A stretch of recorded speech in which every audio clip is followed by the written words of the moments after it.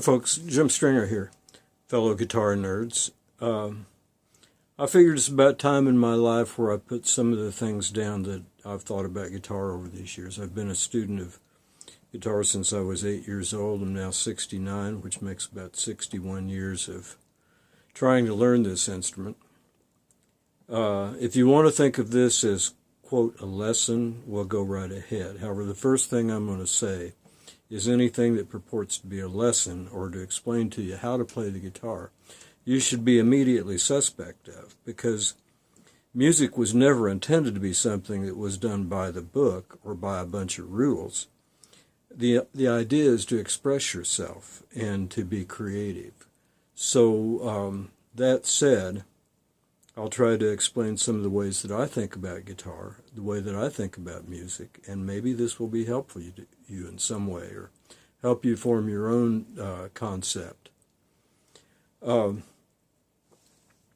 As I said, guitar, when you study, for example, harmony, you're attempting to put a construct on top of what we hear and to explain so that you can apply your specific knowledge to more general situations.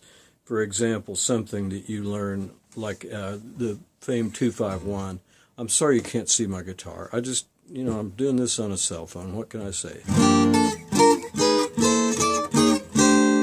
There's a nice little 251. It's a G minor.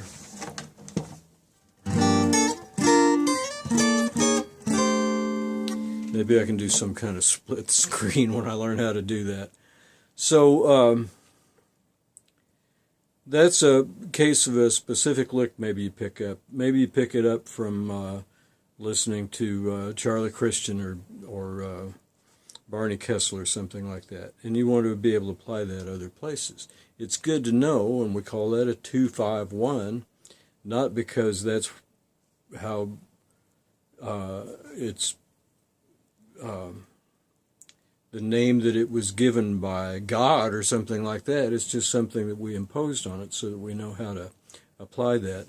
We can find 251s in other music, and then we can apply what we know if it is appropriate. Now, according to my way of thinking, there are three things you need to study in music, or on guitar specifically. The first of these is your technique, because without technique, without the physical capability to perform what you think of, it's pointless to think of it. You simply have to have the ability in your fingers. Therefore, one of the things we practice is scales and exercises, and all done to the click of a metronome, because believe me, everything you practice is meaningless if you can't play in the pocket, if you can't play in time. So, number one, technique. Number two is theory. And theory is, hearkening back to what I just said, is not something sacred. It's not the word of the music god.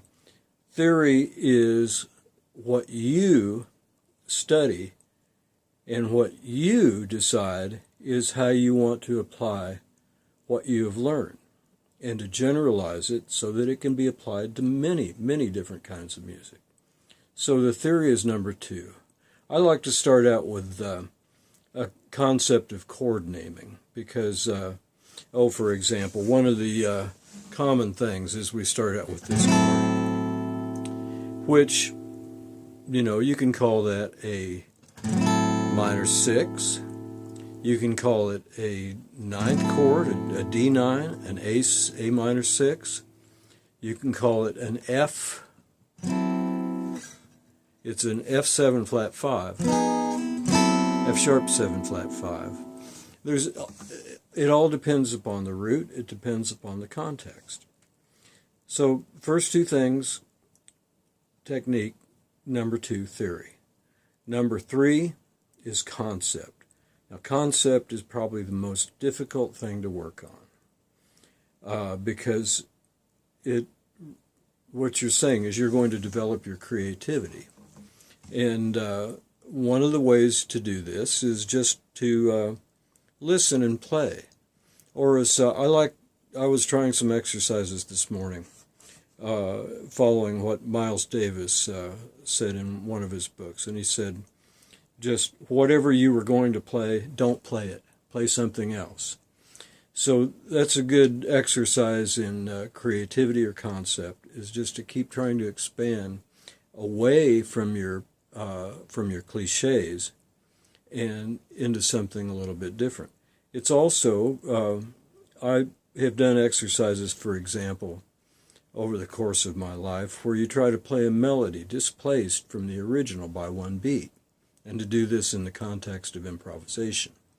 This teaches you to listen to melodies not in terms of the way that you've always heard them, but in a new way, to hear note for note, and how different notes, the same notes, can interact with rhythm and key in different ways. Or to play a song that is not fitting the chords that you're playing, the chord construct, and to play it differently, which, believe me, will teach not only you, but it'll teach the players in your band to listen to multiple things at one time. At any rate, I'm going to leave it with that. Hopefully I'll get inspired and I'll put another video up someplace, and it will also, maybe I will have that by that time, learned how to frame my shot so it can have the guitar in it as well. And I hope that somebody somewhere gets something out of this. Thanks. See you later.